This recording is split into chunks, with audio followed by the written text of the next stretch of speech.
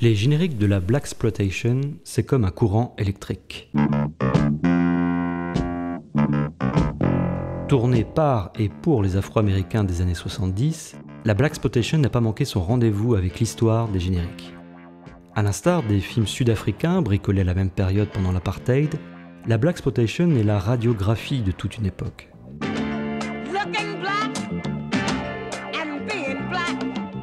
Ces affiches colorées résonnent de concert avec ces génériques, dans les pas des grands peintres de la Harlem Renaissance et surtout du street art. La Blaxploitation, ce sont des titres souvent jaunes, propres aux 70s. Des génériques designés comme des pochettes de vinyle. Une des spécificités des génériques de la Blaxploitation, c'est l'importance donnée à la musique, souvent funky, signée par d'illustres musiciens. Comme par exemple le tromboniste Harry Betts.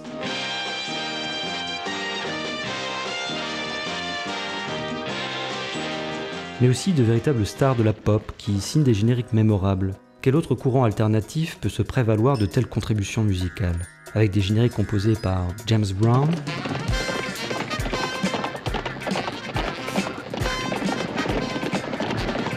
Herbie Hancock,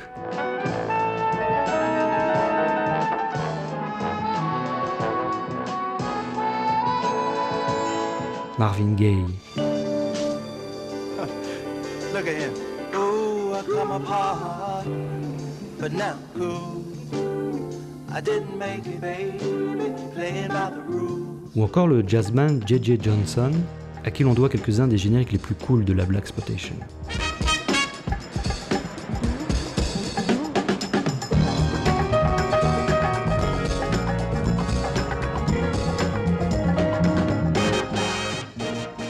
La Blaxploitation sont aussi des génériques farfelus, décalés.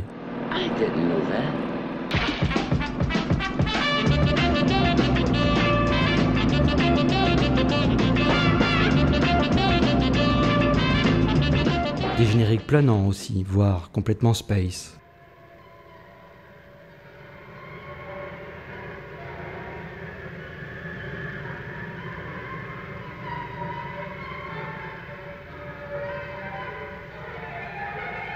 Des génériques métissés, avec les arts martiaux.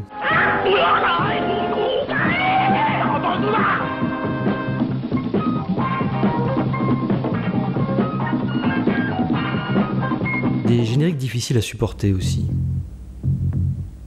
Le premier générique en anesthésie locale de l'histoire du cinéma.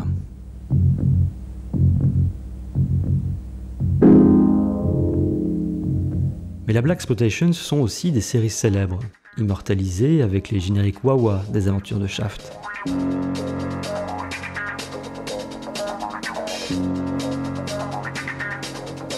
Sans oublier un autre personnage, glorifié par les génériques en véritable super-héros de la cause et de la fierté afro-américaine.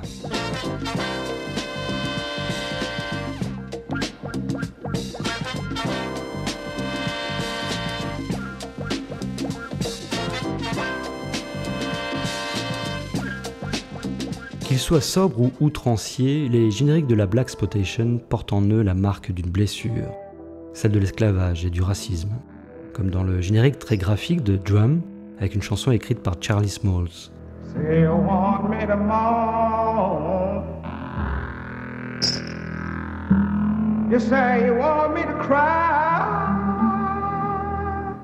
Certains génériques de ce mouvement contestataire furent diffusés avec des titres parfois édulcorés afin d'éviter toute controverse, notamment celui-ci au titre significatif.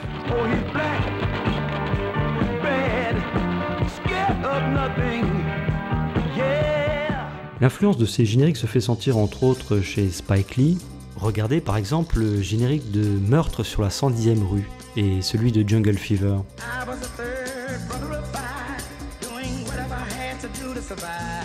Et les films hommages à la Blaxploitation ne manquent pas de reprendre dans leur générique ce même sens de la pulsation, de l'habillage et du caractère, notamment Jackie Brown en 1997, qui remet sur le devant du générique l'actrice Pam Grier.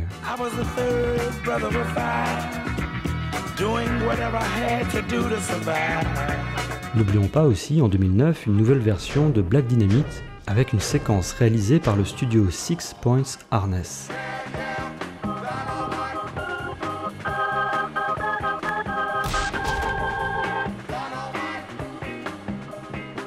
Au-delà de ces clins d'œil contemporains, un générique incontournable de la Blaxploitation reste celui de Blacula en 72.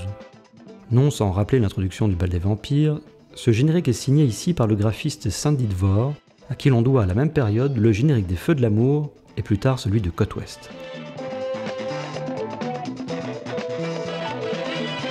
Créateur de logo, Sandy Dvor développe dans la suite du film Scream Blacula Scream une animation encore plus conceptuelle et métaphorique dans une sorte d'interpolation. Admirez le travail.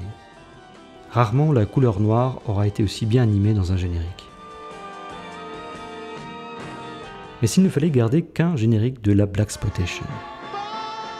Entre rotoscopie et solarisation, le générique mythique de Foxy Brown nous rappelle le potentiel libérateur, électrisant, sexuel, sulfureux, voire subversif du générique, mais aussi sa nature foncièrement métisse, positif-négatif, clair-obscur, situé entre chien et loup.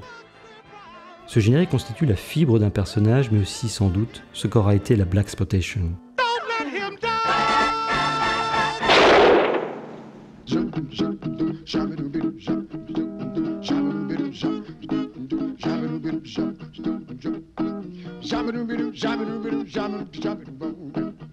I'm a minstrel man, I'm the cleaning man, I'm the pole man, I'm the shoe shine man, I'm a nigger man. Watch me dance.